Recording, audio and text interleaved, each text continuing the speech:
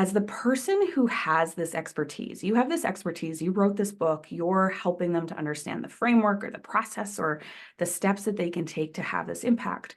If you know that it takes a longer period of time to really do that, you need to own that and you need to be confident in that and you need to help people understand why that is.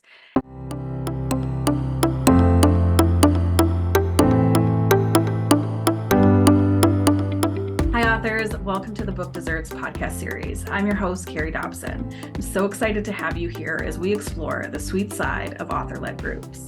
This podcast is for you if you're already an author or you have a book in the making. And when you think about the impact that you want to have, yes, you have your book and you want to go beyond your book and you want some of that work that you're going to do out in the world to include groups. I hope you're ready for this tasty exploration of author-led groups. Let's jump into this next episode.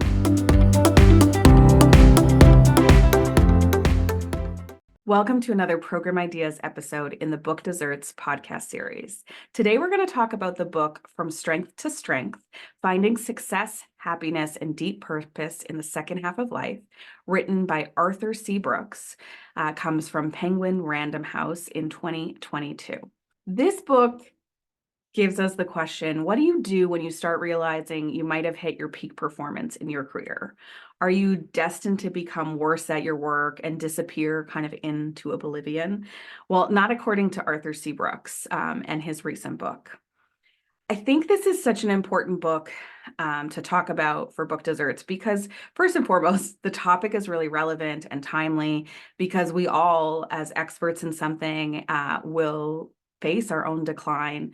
And so what do we do about that? So I think there's like a relevance and a timeliness to this topic. But I also think it's a great book for the Book Desserts podcast series because it's one of those books that, although doesn't have like lots of overwhelming information, it has key research-based ideas. It has some great stories in it that come alive, but in order for you to take the ideas in this book and really apply it to your life, I think a group experience would be really beneficial to that, so you're not so alone in it. So as a quick overview of the book, Arthur C. Brooks shares all about kind of this inevitable professional decline. He shares with us the research and kind of goes over the psychological changes and the reasons for this decline. He also introduces us to two concepts of intelligence that come from research in the 1960s by Raymond Cattell, I think his name is, where in his research, he talked about fluid intelligence, which is the ability to reason, to think flexibly and solve novel problems. And this is the intelligence that is really prominent in our early career years. Versus crystallized intelligence, which is our ability to use kind of our knowledge that we've already learned through our experiences and our work and our life. And this becomes stronger kind of in that mid to later part in our careers. So as readers of this book, we're invited to embrace kind of this crystallized intelligence idea and recognize that that's the curve that we're going into. So it's getting stronger for us. And then in the book, Arthur shares 7 ways that we can kind of move from our strength that we had in our past in that fluid intelligence and move into what he calls the second curve, which is our strength in that crystallized intelligence. So that's what the book is about. Again, one of the reasons I think this is such a great contender for a group program is there is this invitation to move from strength to strength that I think is challenging if you're doing it by yourself. I think it's challenging because it forces us to really assess and reconsider our own worth in our lives, in our work, and also to kind of think about what's our best way forward. And doing those kind of assessments, obviously there's some individual work that needs to happen for that because we all need to decide what we want our lives to look like going forward. But there's also kind of an inherent loneliness in that I think if we didn't feel such loneliness in it and we were able to connect with people and talk about this, we'd be so much more likely to be comfortable with that transition, but also kind of seek it out a little bit more and be more excited or hopeful about what kind of embracing that second curve, as he calls it, would be. So I think so many people would benefit from learning these ideas that are in kind of similar situations in similar times in their career because they won't feel so alone. And again, there's, this inherent accountability that comes in group programs that I think would be just so great for this type of idea and this type of work. So, and I also think about like, imagine the amazing community that you would have and the relationships you would have after doing some of this work with other people who are in similar situations than you. If I was working on this book to help create it into a group program, I'd really want to focus on a program promise that gives people that ability to plan and then enact their own from strength to strength plan. So I would want a program promise that gives them that opportunity to learn about kind of that movement from strength to strength, but then really designing or creating their own plan for it and then putting that plan into action. Some of the things that I would want to include in a group program is I think this is such an ideal program for an in-person retreat type event as part of a program. So not just a retreat, but as part of like a year-long program, let's say, where you either start the year-long program out with a retreat. So at that retreat, people really get to know each other. They start to understand the concepts. They start kind of doing their own assessment. And then throughout the year, they work on that plan. They put it together, they enact it, they get feedback, they get support, they get to celebrate, all those types of things.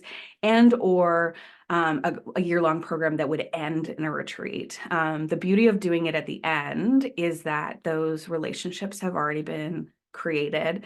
There's so much to celebrate at the end of a program like this. And so just the vibe of that kind of program end retreat is just such a high vibe and such a good feelings kind of thing. And it's also really a great way to invite them to do it again. Because this is definitely, I think, a group program that would be repeatable and would be something that most people would want to do, a couple times. For a program promise, that helps them to really plan and enact their plan, you obviously need enough time in the program where, yes, they're learning the new concepts and they're learning about the different strengths and they're learning about themselves and kind of doing an assessment, but you also need enough time where they're really implementing and integrating kind of that transition from one strength to another. For example, one of the ideas of how to move from one strength to the other is kicking your success addiction. And this is obviously something that you need to kind of be able to self-assess enough to recognize, like, what is your relationship with it, success? How does it influence you? But then through trial and error and needing lots of support and celebration, it would be about how to kind of unwind some of that and start to really understand what is most important to you. So you would need time for that. A program promise like this, I would also want to introduce the idea of having either partnerships or triads that work together separately outside of the larger program sessions, so that they would be kind of on their own schedule. They would dive into the topics more. They would support each other as they're, trying to implement and integrate. There would be real connection that would happen in this, depending on kind of what your desire is for those relationships. If you did do a year-long program for this, that triad or that partnership might be the whole year. Or if your ideal is to kind of say, I'd like them to work with a few different people, you might switch that up like 2 or 3 times throughout that year program.